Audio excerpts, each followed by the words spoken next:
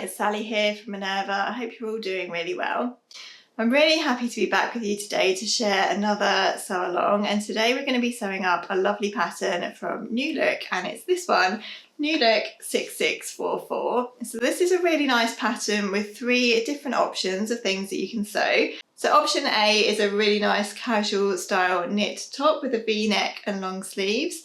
And then there are 2 different pairs of trousers that you can sew up. So version B has a nice elasticated waist with a drawstring. There are some side pockets, and it has that sort of utility feel to it as well, with some nice patch pockets here with a lot of top stitching and a button flap. So these trousers are actually straight legged, and you can roll them up and button them up as well, so you can make them into a nice cropped pair of trousers for the summertime, or just to give a more sort of casual feel to them. And that's the version that the model is wearing in the picture here. There's also version C, which still has the nice comfy elasticated waist with the drawstring, side pockets, and side pockets to the leg as well.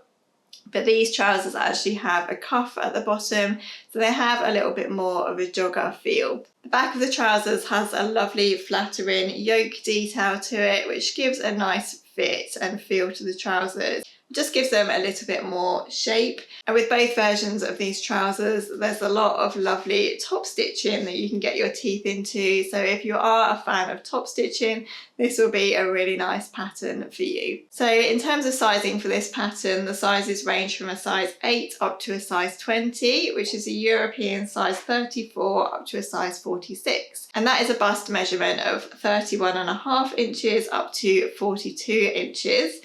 And a hip measurement, if you're going to be making the trousers, of 33.5 up to 44 inches. So today I'm going to be sewing up version B, which is the version that the model is wearing in the pattern here. I really like this style of trousers, and I love the fact that you can have the option of rolling them up. I thought they would be good for wintertime or summertime because you can have them long or cropped, obviously. When it comes to choosing which size you want to make for your trousers, I've actually taken into account my own body measurements, which would put me at a size 12 in this pattern. But whenever I'm choosing which size to make for a pattern, I always take into account the finished garment measurements as well. So on your pattern, you should always have a table which gives the finished garment measurement for the pattern, and that will give you the best idea of how the garment is going to turn out, how much ease there's going to be in the pattern, and how it should fit you once the garment is made up.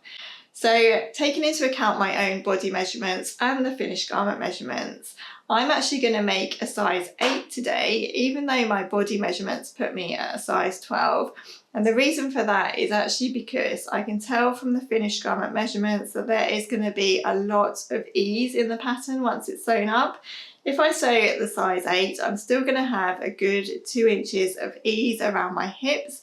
I do want my trousers to turn out quite fitted as they are being worn here. I don't want too much ease around my hips. So for that reason, I've actually decided to size down today. Another change I'm going to be making to my pair of trousers today is to shorten them by 3 inches. So I've also looked at the finished leg length of the trousers and measured my own leg length and realised that there's actually a difference there of 3 inches of where I would like the leg to fall on me. So today I am going to shorten the leg pieces of my pattern by 3 inches, and I'm really hoping that that will give me the nice cropped feel when I turn up the trouser legs when the garment's finished. So I would advise just taking into account your body measurements and your finished garment measurements when you are deciding which size of the trousers to make. If you do have any questions or anything about trying to choose your own size, then do drop me a comment below and I'll try my best to help you out. In terms of the fabrics that you can use to make these trousers, you can use a variety of cotton type fabrics like chambray, any cotton types really, or linen or light denim would work really nicely with these trousers. So for my trousers today, I'm actually going to be using one of our Minerva fabrics, and this is a Gabardino fabric. So this is a lovely polyester twill fabric. It's a medium weight fabric, I would say, so it has a bit of weight to it, but it does have a really nice drape and softness to it. So I think this will make a really nice, comfortable pair of trousers to wear. And I also think it's going to press really nicely and be nice to sew with as well.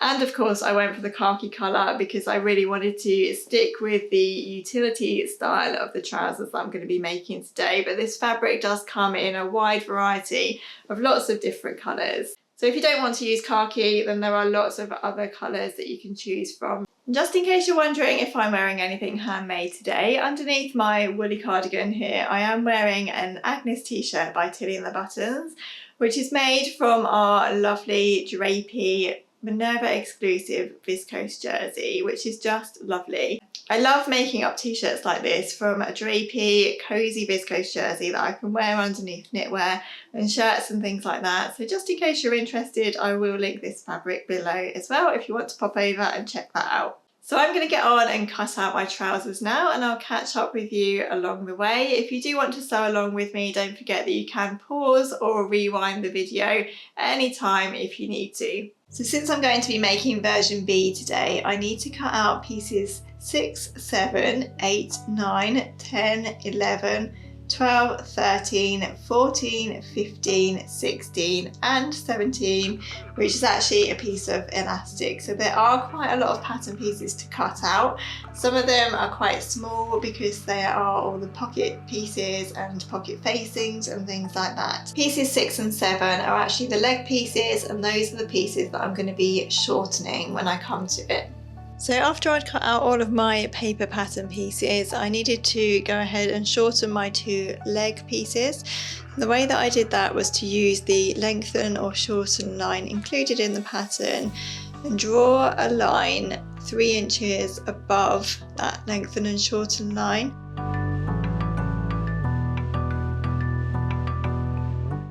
I then brought the 2 lines together and folded them, matched them up and taped them in place. The important thing to remember when you're doing this is just to make sure that your grain line is meeting up so that your grain line is still straight, and then you have a shortened leg piece.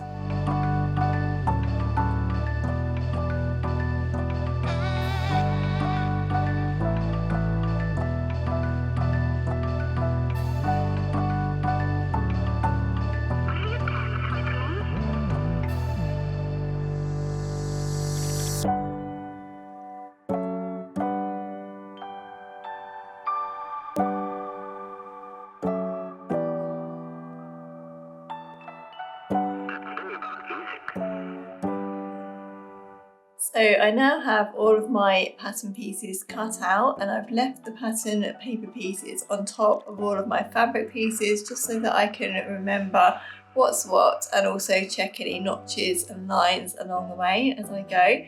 So other notions and things that we'll need while we're making up the trousers are some elastic, some matching thread, some trimming of some kind which we'll use to trim the side pockets. I have some khaki coloured ribbon. You could use some patterned ribbon or a different colour contrasting ribbon if you prefer. I've also got some twill tape for the drawstring and also some matching buttons as well, which we'll use for the pockets. I've also cut out the pieces that need to be interfaced as well, so that they're all ready to go when we come to interface the pocket pieces later on. First we're going to start with our back pockets, and those are pieces 9. First thing we need to do is to press 6mm along the top of the raw edge of the pocket to the wrong side of the pocket. So do that on both pockets like I have here. Next, you'll remember when we were marking our pattern pieces, we'll have a nice fold line along the top of the pocket here on the right side of the fabric. I also just snipped a slight notch at each end of that line as well, so that I could see really clearly where I needed to turn the fold line over. So what we need to do next is actually to fold along that fold line, right sides together, so that your pressed edge is now facing along the right side of your pocket. And then what we need to do is actually to sew along the seam line of our pocket all around the edge here at a 1.5cm seam allowance, and that will form the facing of your pocket. The lines along here will actually be our pressing lines, and this part here will be our pocket facing. The pockets should now look like this. with your raw edges sewn under here. Just make sure that in your stitching line you've caught in the turned up edges here. What we need to do next is just to trim the facing seam allowance only so that we can turn this part through. I just want to snip down here and then across here.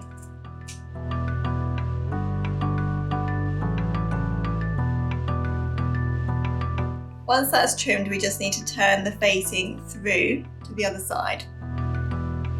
You want to just poke out the corners nicely. So we turn the corners through like that so that you'll have your facing nice and neat on the inside of your pocket. And then what we need to do is just continue that folding all along the stitching line down here and along the edge of the pockets. And we want to give that all a nice press so that everything is laying flat. So your pocket facing will be pressed nicely, and also your seam within the stitching line that we sewed earlier will be nicely pressed, and then you'll have a nice neat pocket. So once your pockets are all nicely pressed, what we need to do next is top stitch along the fold of the facing at the top here, so you can top stitch right along the pressed up seam line. You can do that from the wrong side if you prefer, just to get everything nice and neat. And then we also need to top stitch along the lines here, the curved lines that we made when we cut out the pattern pieces earlier. So these will just give us some really nice top stitching detail that will look nice on the pockets on the back of our trousers. Once your top stitching's done on the pockets, we then need to hand sew a little button onto the pocket here, matching up with the dot that we marked on the pocket when we cut the pockets out.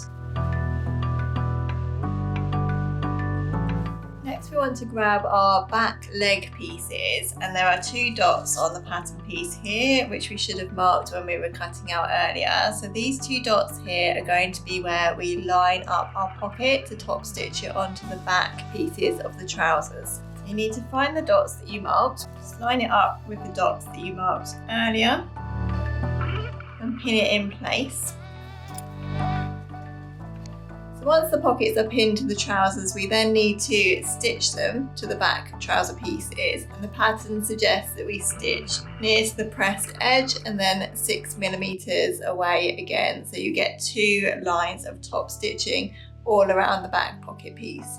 So repeat that on the other back leg piece too. Next we're going to work on our pocket flaps, which is piece 10 of the pattern pieces.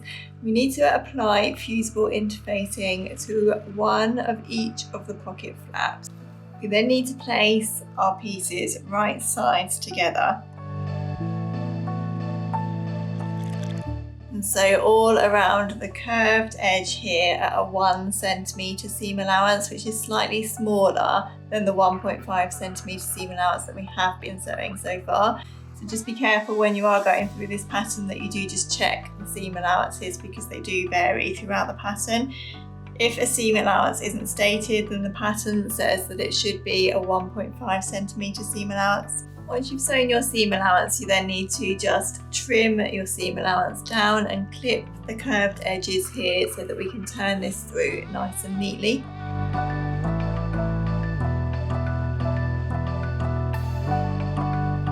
We then need to turn the pocket flaps to the right side. Give everything a nice press. Once everything's all pressed neatly, we can top stitch around the edge of the pocket flap in the same way that we did with the pockets when we were sewing them to the trouser pieces. So very close to the pressed edge, and then again at 6mm away, so that you have that nice double top stitch on the pocket flap as well as on the pocket. Once you've made your top stitching lines on your pocket flaps, you also need to machine baste across the raw edges of the pocket flap at a 1.5cm seam allowance. And we're going to use that basting line in a minute to line up to the flap line on our back trouser pieces. Before we do that, we need to make a buttonhole in these flap pieces. So you should have a buttonhole marking on your pocket flap piece that we marked earlier when we were cutting these pieces out. So if you do have an automatic buttonhole foot, you can use that to make your buttonholes, or you can use whichever buttonhole making method you prefer. So we make our buttonholes first, and then we need to attach the pocket flaps onto the back trouser pieces. There are my buttonholes, all made with my automatic buttonhole foot. So next we need to attach our pocket flaps onto our trouser pieces, and what we need to do is actually to line up our basting stitches with the flap line on our trouser pieces, which we should have marked when we were cutting out earlier.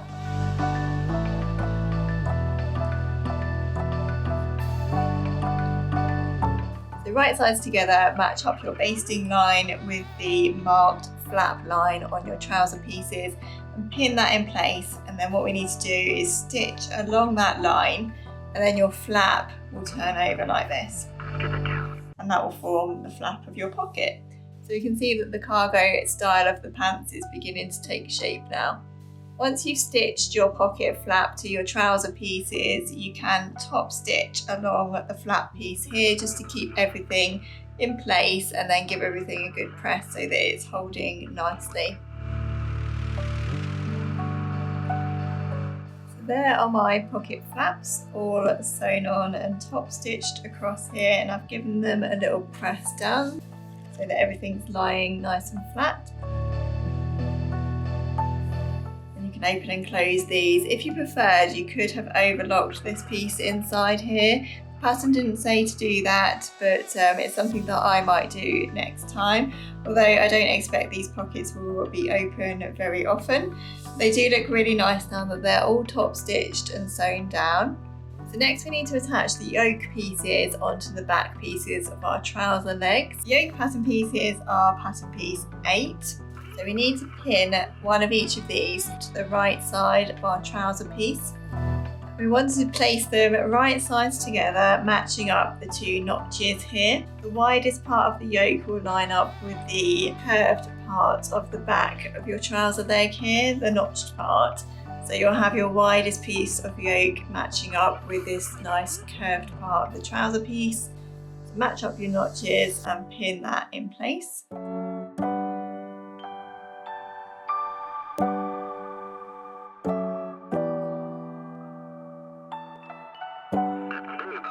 Once everything's pinned in place, we need to stitch this seam line along here at a 1.5 or 5/8 of an inch seam allowance, and press the seams down towards the trouser leg. You can, if you want to, overlock the raw edge once you're done, or you can finish your seam in your preferred method. The pattern actually suggests double seam lining, so if you're not going to be overlocking, then you can just double stitch along here to reinforce the seam line, or you could zigzag to neaten your raw edge. I'm going to be overlocking today.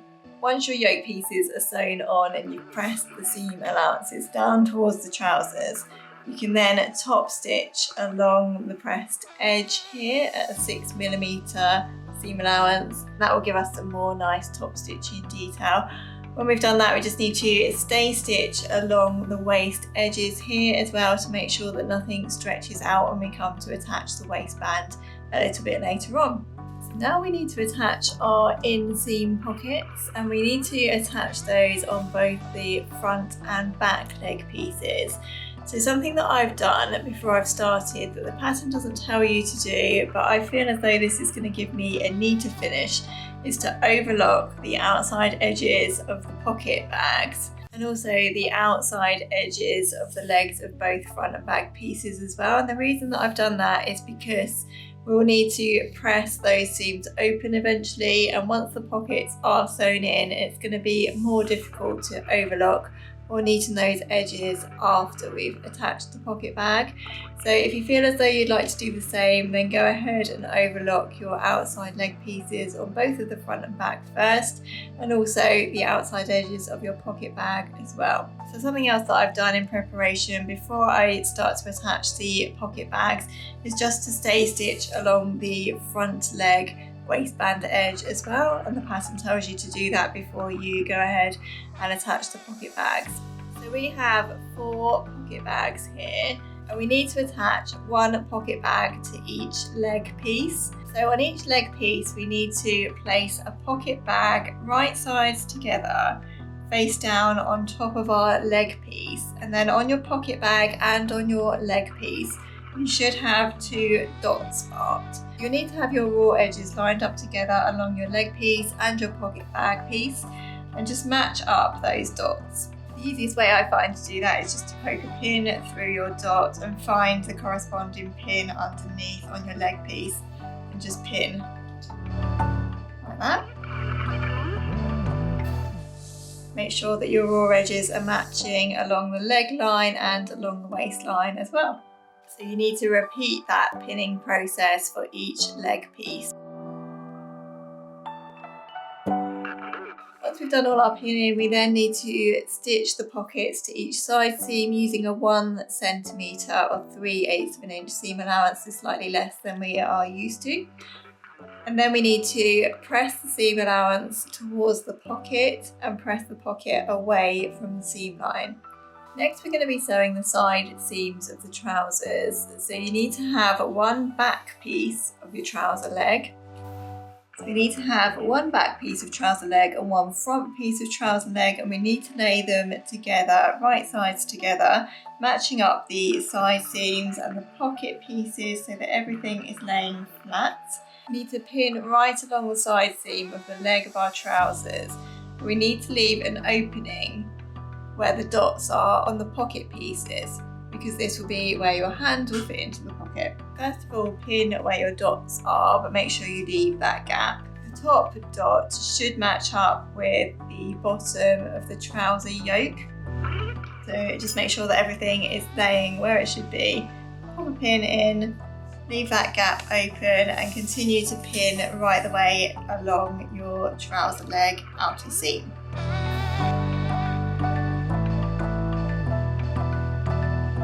Once everything's all pinned nicely, we need to stitch this side leg seam, but just make sure that you leave the gap in between the dots on your pocket open. Just make sure that you back tack at either end of these pins, because we want to make sure that that opening is nice and sturdy. So you want to seam right from the top of your trouser seam right to the very bottom of your leg here. So you won't be sewing anything of the pocket just yet, because we will need to press that open in a minute when we come to do some more top stitching. When you've sewn your side seam, you then need to press your seams and your pockets open. So when everything's pressed, it should look like this, with your pocket open like this. Next, we're just going to be making our pocket look all nice and pretty. So remember this top stitching line here that we marked on our front leg pattern piece. We need to go ahead and top stitch this line through all thicknesses of the fabric. So you will be stitching through your front leg piece and your pocket piece when you're sewing that bit. So we need to stitch across here, up here, down here and down here, and you will be stitching through your front leg piece and your pocket piece as well, so there'll be 2 layers of thickness there. Next, we're going to finish our pocket opening with a nice piece of trim. So hopefully you can see the top stitching that I've just done along here. I have just dabbed out my pen markings, and that's why it might look a little bit wet on my fabric. What we're going to do now is actually just finish this front pocket opening with a piece of ribbon trim. So take your trim, whatever you might be using. I'm going to be using this green piece of satin ribbon here. And you need to cut a piece of ribbon the length of your pocket opening plus 1.3 centimetres. So I'm just lining up the edge of my ribbon with the edge of my pocket opening here, and then I'm going to measure with my ruler 1.3.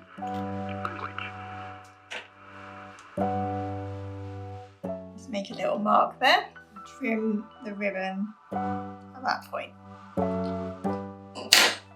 And then what we need to do is run this piece of ribbon down the length of our pocket opening. So we need to fold the end of the ribbon over and match it up with the opening of your pocket edge and pin that in place. This part, I guess, is optional. If you don't want to trim your pocket openings, then of course you don't actually have to. It's just for decoration at this point. So Once you've done one side, just repeat that process on the other side of the pocket.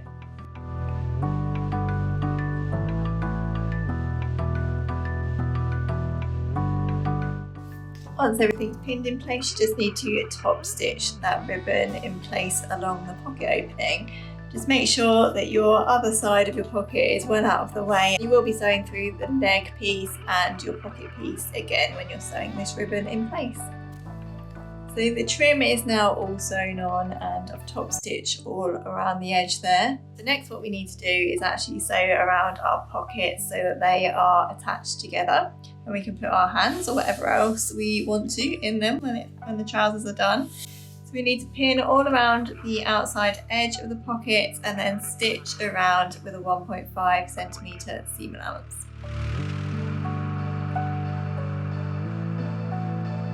So the pockets are all nicely sewn together now, and now you can see why we wanted to overlock or finish the raw edges before coming to sew together. And that's just because we will have all of these seams open and it would have been difficult to overlock afterwards. So just to help everything sit nice and flat, we can just clip into these seams here, so into the back leg seam allowance here. That would just help the pocket to sit nicely. The pockets then just need to be pressed towards the front leg. Once you've pressed your front pocket towards the front leg, you can baste the top of your pocket to the top waistband of your front leg just to keep it all in place and make sure that nothing flips back and ends up getting sewn in the wrong place later on. Next we're going to move on to our side pockets. So for those we need pieces 12, 13 and 14. So you should have 2 of pieces 13, 2 of pieces 12 and 4 of pieces 14, and 2 pieces of the number 14 should actually have interfacing applied to the back of them. If you haven't already cut and applied your interfacing to your side flat pockets, then go ahead and do that now. So what we need to do first is take piece 13 and just fold that in half, matching the 2 notches, and you want to fold wrong sides together. Do that on both pieces. If you prefer, you can now tack these raw edges together before you go ahead and attach the side pocket. So next you want to take your side pocket piece, which is this pointy piece here, and place it right sides together with the side pocket band. You want to match the notches, which will be in the middle here, and just pin those together, matching the notches and matching the edge.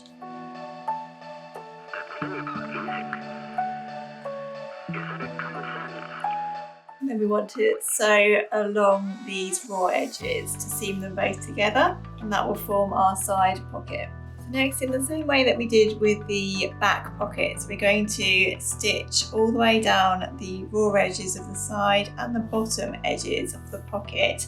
And this will give us a pressing guide of where we're going to turn the pocket under.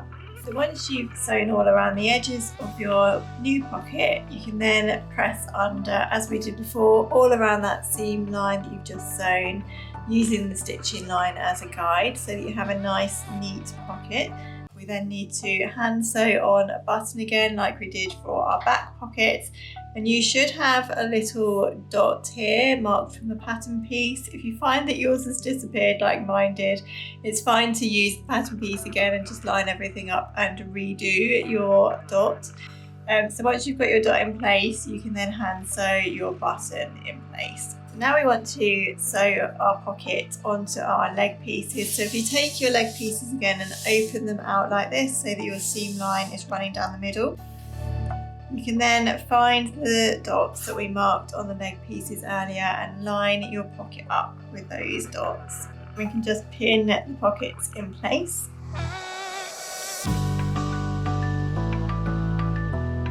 And then, as we did with the back pockets, we're just going to top stitch all around the pockets, very close to the pressed edge, and then 6mm away again, to make another double line of top stitching. Next we want to take our twill tape, and we need to cut 2 pieces measuring 10 centimetres long each. These side pockets, we're not going to be making any buttonholes. Instead, we're going to have a button loop. So the twill tape that we've just cut is going to form our button loop. So what you want to do now is to fold your tape in half so that the edges lay flat together so that you get a little point here like this. So once you've got your loop formed with the point at the top, you then need to take your pocket flap, and you'll see that you will have marked a dot here in the middle. You need to take your piece of twill and place it flat in the centre of where that dot is, and then just pin them in place.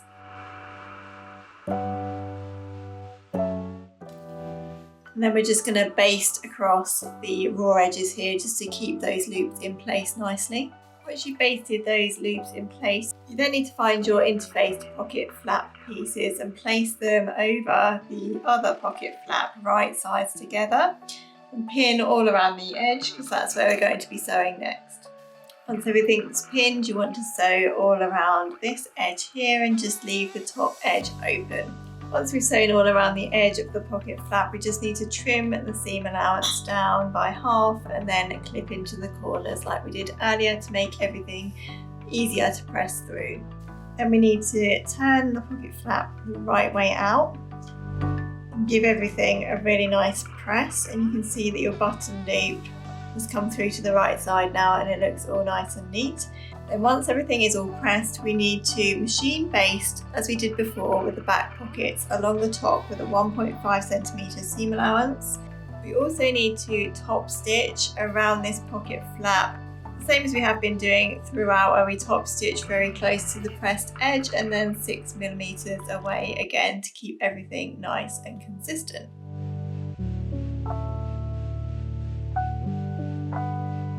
So again, in the same way as we did with the back pocket, we then need to line our pocket flap up with the line that we marked on the pattern earlier. So we should have a line somewhere about here, which is around 1.5cm from the top of your pocket that you've just stitched to the side seam. You then need to line your row of basting stitches up with that pattern marking line and sew directly across that line in the same way as we did with the back pocket, so that once that's sewn in, we can then turn the flap over like that and it should sit nicely over your button. So you'll need to do that on both sides for both pockets, and once you've sewn your pocket flap in place, you can then press your pocket flap over and top stitch along the top there so that everything sits nicely, again in the same way as we did for the back pockets.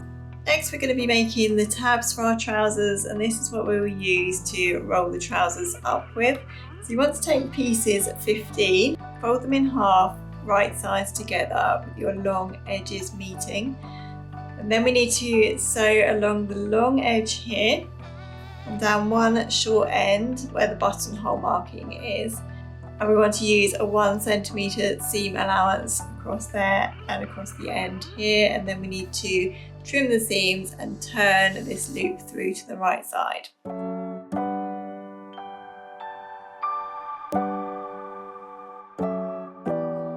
Once you've turned them through, give the tabs a really nice press with the iron. When everything's neatly pressed, if you'd like to, you can top stitch very close to the pressed edge of the tabs just to give them a neater look. Once you have top stitched, if you're going to, we then need to make a buttonhole at the bottom of the tab where we have our buttonhole marking here. So once your buttonholes are all made, and I decided to top stitch along the edges of my tabs in the end because I thought it made everything look a bit neater and it kept it consistent looking as well. What we need to do next is to open out our leg pieces again. You should have a marked dot in the middle of this seam line towards the end of the leg, and this is where we're going to be placing our tab. So we need to find that dot. If your dot has disappeared, as they can sometimes in construction, just grab your pattern piece again and remark that dot. So we need to get our tab and we need to place it on top of that dot there. Just pin it in place and then sew across that seam line at a 1.5cm seam allowance. So do that on both legs. Next, we can sew our inner leg seams. So we finally feel as though our trousers are coming together, all of the pockets are done, all of the top stitching is done. So we can now finally seam our trousers together. So we need to find the crotch points on both legs. So you should have a front and back piece obviously and match them right sides together. You just want to match up the notches as you go, make sure your raw edges are even, pin right the way along the center leg seam. And then we can sew that together with a 1.5 centimeter seam allowance.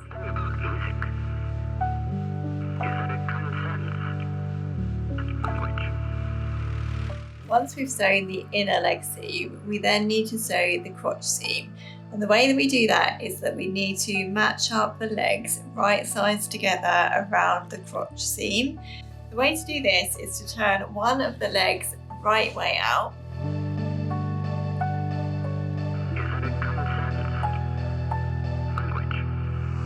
We need to leave one of the legs inside out.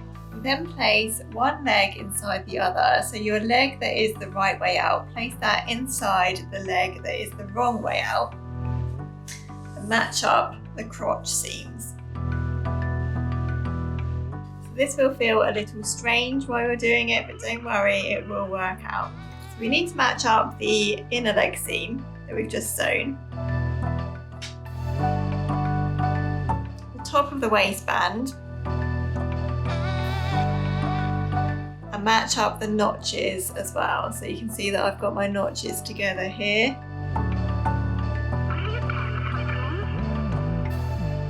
Then continue that around the back seam as well. So just make sure that your yoke seams are matching up neatly because those are going to meet when we seam the crotch line together. Just place a pin there to make sure that nothing moves around. And then again at the top of the waistband, match your 3 notches for the back.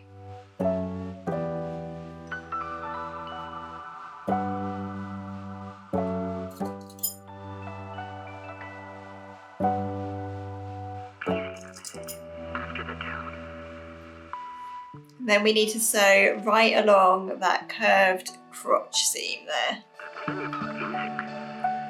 From one end right round to the other.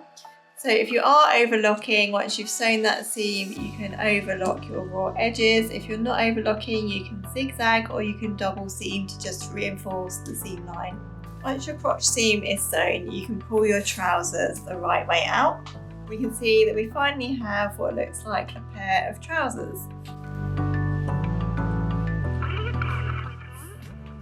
All of our lovely pockets and lovely top stitching and side pockets and everything all finished nicely. So we're onto the waistband now, so we need to grab pieces 16, so you should have 2 waistband pieces. On one of the waistband pieces we'll have 2 buttonholes marked. So these are going to be where your drawstrings thread through once we've elasticated the waistband. So you need to grab yourself a piece of scrap interfacing and just apply it to the back of the waistband piece. Make sure it's large enough to cover both of these buttonholes on the front here. So the interfacing will just protect the fabric a little bit, so those buttonholes are going to have a lot of wear and tear and a lot of use with that drawstring running through it all the time. So we just want to sort of reinforce that area of fabric so that it will give a little bit more stability. And then you can go ahead and make your 2 buttonholes, which we'll use for our drawstrings. Next we need to place both of our waistband pieces right sides together and stitch them along the short side edges. One of your waistband side pieces should have 2 dots along it. And these are marked on the pattern piece here and here. So when we stitch along this side piece, we need to leave a gap between these 2 dots here. So we need to stitch up until this point and back tack. Stitch again from the second dot, back tack here to make sure that your seams are nice and secure, and stitch to the end. So this gap here will be where we feed our elastic through. So you can stitch those at a 1.5 centimeter seam allowance and press the seams open. Once you press the short edges of your waistband open, you can then press the whole of the waistband in half, wrong sides together. Just match up the notches that there are in the center as well, and just make sure that all of your raw edges are lining up nice and evenly. If you want to, you can then baste along these edges to keep them nice and secure together. before we attach them to the trouser waistband. So once your waistband is all nicely pressed in half, we then need to attach it to our trousers. So we need to do that by having everything facing right sides together, and we need to match up the side seams and the centres as well. So we can match up the side seams first and then pin along from there. You'll have 2 notches in the centre of your waistband, which should match up with 2 notches on the trouser fronts and backs. You can see that by doing that, our buttonholes will just end up nicely centred with the front seam of the trousers. When you've matched up all your notches and your side seams, you can just continue pinning all the way around the waistband.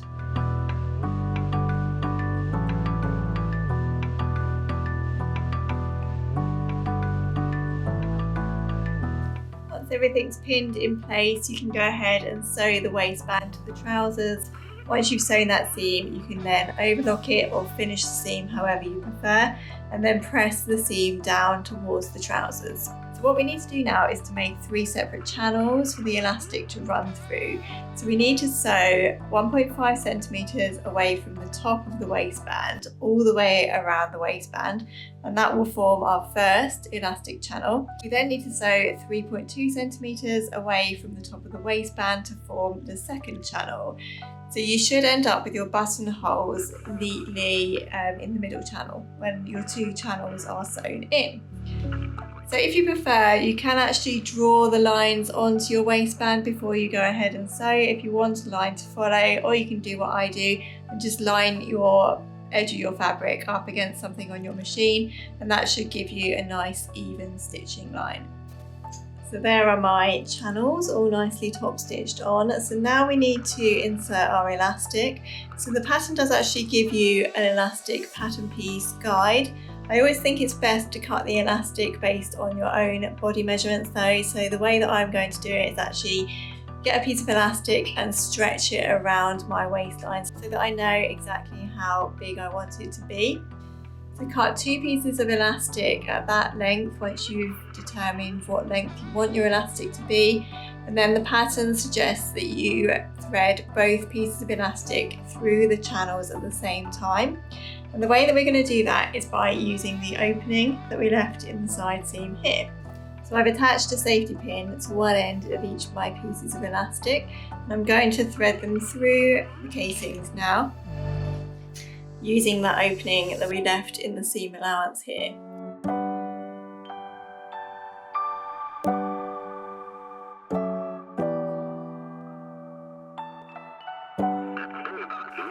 Once your elastic is all threaded through, and I confess it did take me a while to get that in properly and evenly spaced out, but it's done now, and we can go ahead and sew up this opening here, and we'll need to hand sew that closed.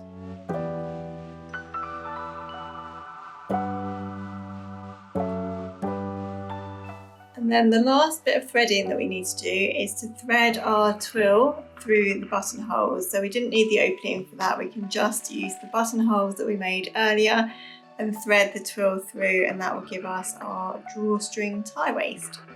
So once your twill is threaded through, I'm actually going to knot the ends here just to stop them fraying.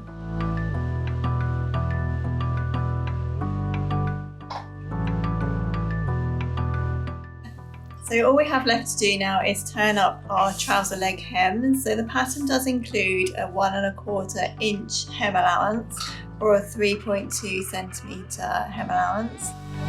So you might want to try the trousers on before you decide what length to hem them at, just to make sure that you are actually happy with the length before you go ahead and hem.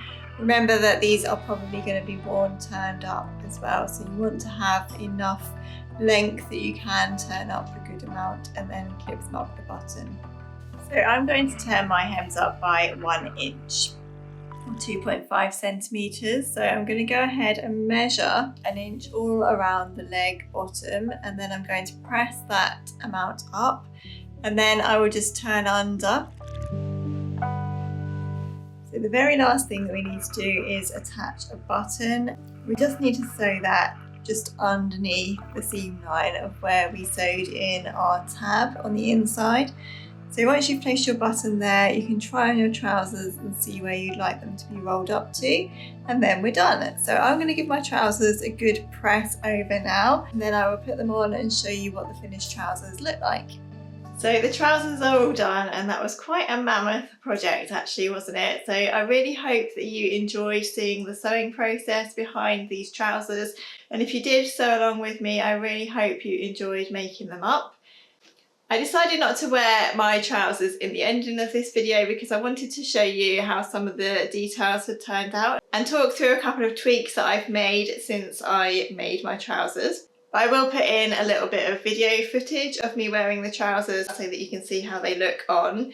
So I am really pleased with how these turned out. I think this fabric works really nicely for these trousers.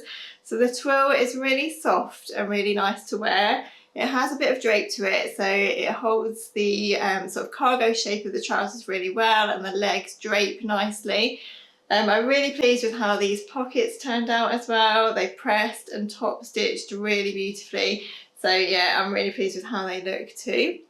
And I hope you can see now why I chose to size down with this pattern. So if I had gone with just my body measurements and made the size 12, these really would have been quite huge. So I'm very pleased that I did take into consideration the finished garment measurements before cutting out my pattern, because I'm really pleased with how these fit.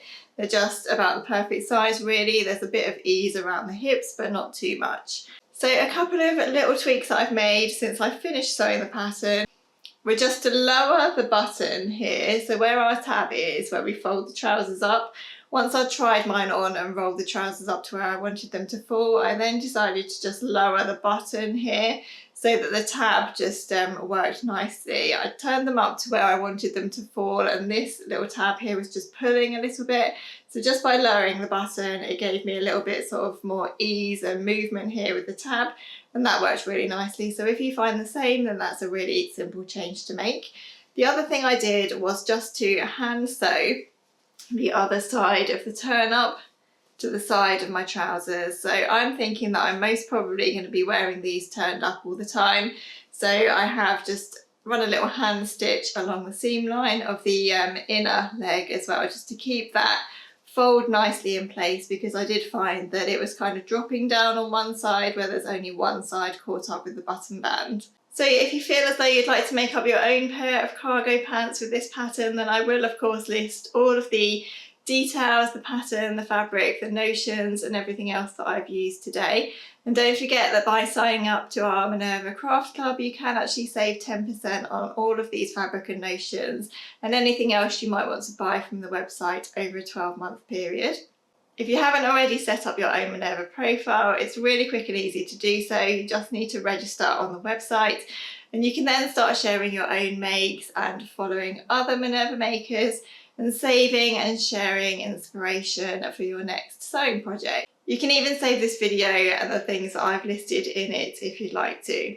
If you want to follow me personally over at my own Minerva profile, I'm Secret Life of a Seamstress, and don't forget to follow #Sewalong and #Minerva TV for lots more sew-alongs and sewing inspiration. So I think that's it from me today. Thank you so much for watching this video. If you do have any comments or questions, please do leave them below and I will get back to you as soon as I can.